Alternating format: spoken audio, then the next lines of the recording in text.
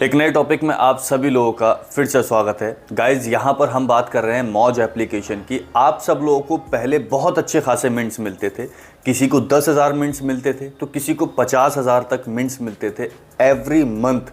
अब इसका रेशियो बिल्कुल 10% से भी ज़्यादा गिर गया है। अब किसी को 1,000 मिंट्स मिल रहे हैं तो वो बहुत बड़ी बात है, लेकिन ये समझें कि पहले जैसे मिंट्स क्यों नहीं मिल रहे हैं और पहले जैसे मिंट्स कब मिलना शुरू होंगे। आज के इस वीडियो में यही समझते हैं, तो टॉपिक को शुरू कर लेते हैं। जो लोग हमारे चैनल को पहली बार देख रहे हैं वो वीडियो को लाइक कर दें, चैनल को सब्सक्राइब करके साथ में लेके नोटिफिकेशन बेल को जरूर दबा दें दोस्तों। और किसी भी पर्सनल इन्फॉर्मेशन के लिए यदि आप हमसे जुड़ना चाहते हैं तो इंस्टाग्राम पर आ जाइए। रेगुलर अपडेट आपको यहीं पर मिलती है every day. Even Q&A section भी होता है, तो लिंक डिस्क्रिप्शन से उठा लीजिएगा और फॉलो कर लीजिएगा।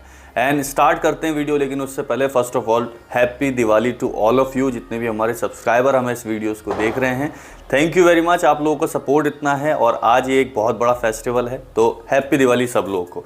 गाइज हम यहाँ पर बात कर रहे हैं मौज एप्लीकेशन की। बेसिकली मैं आपको बताऊं कि मौज एप्लीकेशन पर लोगों को पहले लाख लाख मिंट्स मिल जाते थे। ये सिर्फ मौज फॉर क्रिएटर फंड का बता रहा हूं, ये नहीं बता रहा कि आप लोग हैशटैग्स पर जीत रहे हो, रिवॉर्ड्स पर जीत रहे हो, कैंपेन हाईएस्ट कर रहे हो। नहीं, मैं सिर्फ मौज फॉर क्रिएटर्स के ही रिवॉर्ड बता रहा हूं। ये सिर्फ MFC का फंड होता था जो लाखों मिंट्स मिल जाते थे लोगों को, और ये मिंट्स आपके लाइव स्ट्रीम वाले भी नहीं होते थे। ध्यान रखें, सिर्फ आपके वीडियोस बनाने पर, उसकी परफॉर्मेंस को देखने पर लोगों को अच्छे खासे मिंट्स मिले हैं। अब हम यहाँ पर ये कह रहे हैं कि अगर वही मिंट्स आज के रूप में देखे जाएं तो उसका 10% भी नहीं होता। ऐसा क्यों हो रहा है? पहले तो मैं आप लोगों को थोड़ा सा ये बता देता हूं कि मौज पर डे बाय डे रोजाना कैंपेन जैसे निकल रहे थे, अब डे बाय डे कैंपेन के साथ साथ कंपटीशन भी निकल रहे हैं। कंपटीशन इन द सेंस, मौज पर जब पहले 1,000 आदमी था, यानी कि 1,000 क्रिएटर्स थे, तो मौज उन 1,000 क्रिएटर्स को जानता था by name, by fame, by face, सब कुछ, और उन्हीं सब क्रिएटर्स को बोलता था कि वीडियोस बनाओ और अच्छी वीडियोस बनाओ, हम आपको मिंट्स देंगे। ये लालच तो दिया था मौज फॉर क्रिएटर्स का, लेकिन जब वीडियोस बनाने लग गए तो पता लगा कि दूसरे लोगों को भी कि भाई यहाँ पर तो मौज फॉर क्रिएटर्स से फंड मिलता है, मिंट्स मिलते हैं, पैसे मिलते हैं, अर्निंग होती है। किसी और प्लेटफॉर्म पर इतना खाता नहीं होता था जितना खाता यहाँ भर जाता था, तो लोग यहाँ पर आना शुरू हो गए। अब मौज तो 1,000 क्रिएटर को जानता है, यहाँ 10,000 क्रिएटर हो गए।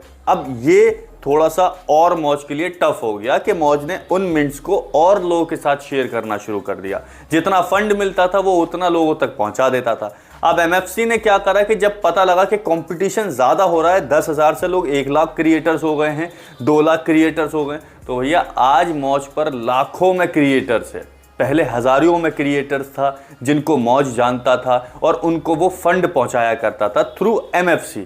अब क्या है कि लाखों में क्रिएटर्स हैं, तो मौज ने वही सारे मिंट्स सब लोगों में मैनिपुलेट कर दिए। थोड़ा थोड़ा सबके पास आता है। तो जब पहले 1,00,000 मिंट्स मिल जाते थे किसी को महीने के, तो आज की डेट में उन्हीं क्रिएटर्स के पास 10,000 भी मुश्किल आते होंगे। ये मैंने बहुत बड़ा अमाउंट बता दिया, लेकिन 10,000 मिंट्स भी बहुत मुश्किल से आते होंगे। अब ये समझो कि ये पहले वाले मिंट्स की तरह अब का काम बिल्कुल नहीं है। तो यहां आपने इतना जरूर समझा होगा कि अब कॉम्पिटिशन की वजह से मिंट्स मिलना कम हो गए हैं। यहां अगर आपकी ये बात समझ में आई हो तो मैं थोड़ा सा और आपको इसको डीपली करके बता देना चाहता हूं। मौज पर इसके अलावा भी लोग अर्निंग कर रहे हैं। अर्निंग कैसे कर रहे हैं? या तो वो कैंपेन में पार्टिसिपेट कर रहे हैं और जीतने के बाद उनको रिवॉर्ड मिल रहे हैं, एक तरह की अर्निंग तो ये होती है। दूसरा अर्निंग, आप हैशटैग विनर बन रहे हैं। कोई भी हैशटैग आया है, उस हैशटैग्स में आप पार्टिसिपेट कर रहे हैं, विनर बन रहे हैं। लेकिन जब आप विनर बन रहे होते हैं ना, तो आपका नाम भी उस शॉर्ट लिस्ट में लिखा जाता है जिसको लोग ब्रांड कैंपेन के नाम से भी जानते हैं। जब आपको ब्रांड कैंपेन से ताल्लुकात होगा, जब आपसे उनसे काम मिलना शुरू होगा, तो आपकी अर्निंग और ज़्यादा हो जाएगी। ऐसे ही इन्फ्लुएंसर्स इन्फ्लुएंस करते हैं क्रिएटर्स के साथ और लोगों के साथ, और ऐसे ही आप अर्निंग कर पाते हैं अच्छी खासी। ये आपके भेजे के ऊपर से जा रहा होगा, लेकिन अभी तक आपने अगर नहीं समझा होगा तो मैं आपको बता दूं कि ब्रांड कोलैबोरेशन भी एक बहुत बड़ा हिस्सा है अर्निंग का, जब आप किसी ब्रांड के साथ काम कर रहे होते हो तो। लेकिन वहां तक अभी आप कोई पहुंच ही नहीं पाए हो। बहुत कम क्रिएटर्स होंगे। किन किन लोगों को ब्रांड कोलैबोरेशन के साथ काम करने का मौका मिला है, मुझे कमेंट करके बताना। अब ये तो सवाल हो गया कि ब्रांड कोलैबोरेशन से बहुत अच्छी अर्निंग हो रही है, इसके अलावा भी कुछ अर्निंग है। यहां पर मौज आपको रिवॉर्ड्स देता है, उस रिवॉर्ड्स में भी अर्निंग छुपी होती है। तो यहां आपको काम तो करना है, लेकिन अब थोड़ा सा मेंटली आपको और स्ट्रांग बनना है। जब मेंटली स्ट्रांग बनकर आप कुछ काम करोगे तो शायद उस काम में कुछ हल निकल जाए।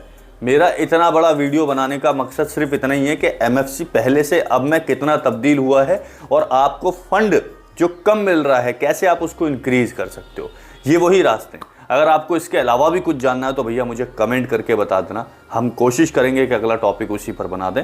आज के लिए बस इतने ही दोस्तों, जय हिंद।